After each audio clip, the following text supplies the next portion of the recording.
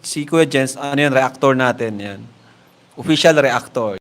Hello po mga kalinga, magandang araw po sa inyong lahat. It's Kuya Jens and welcome back po sa aking YouTube channel. Sa mga bago lang po sa aking YouTube channel, huwag niyo pong kalimutang mag-subscribe at click the bell button para like updated sa ating mga bagong upload na video. At huwag po natin kalimutan suportahan ang buong team Kalingap sa pangunguna ni Kuya Val Santos Matubang, Ate Edna Vlog at syempre Kalingap Rob.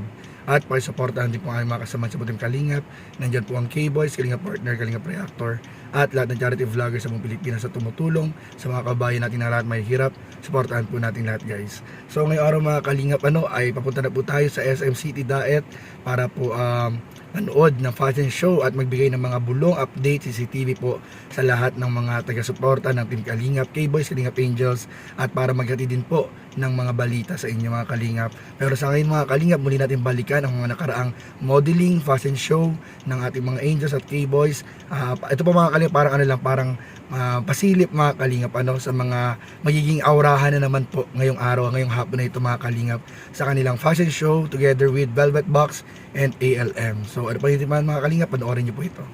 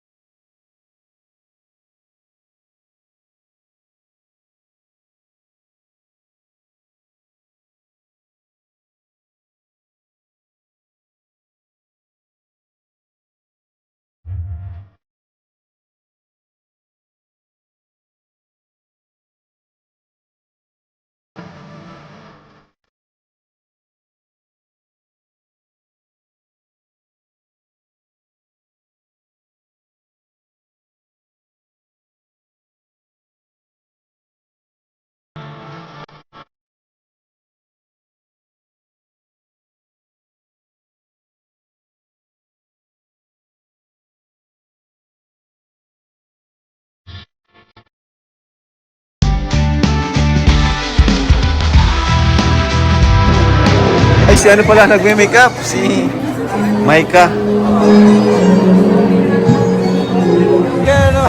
Nag-late ka lang naman. Basta. Pumisap ka na naman. Punas ka muna. Marami mga jobs, no? Ayaw sa hirapan ka. Yuko ka. Sa hirapan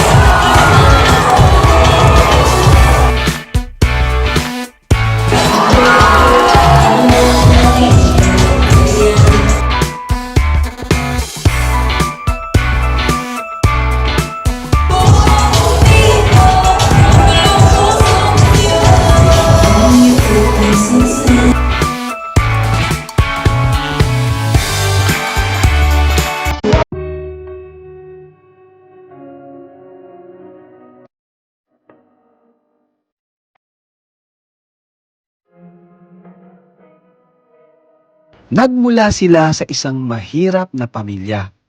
May kanya-kanyang pagsubok na dinanas at may kanya-kanya ding pangarap na nais maabot. Ngayon, sa tulong ng Team Kalingap, unti-unti nang nababago ang kanilang buhay. At unti-unti rin nilang naaabot ang kanilang mga pangarap. Sinong mag-aakala na ang dating labandera, pagtitinda, at mga nakatira sa sira-sirang bahay ay rumarampa na ngayon sa entablado. Mga Kalingap, heto ang Kalingap Angels and Velvet Box Ambassadors and Ambassadress.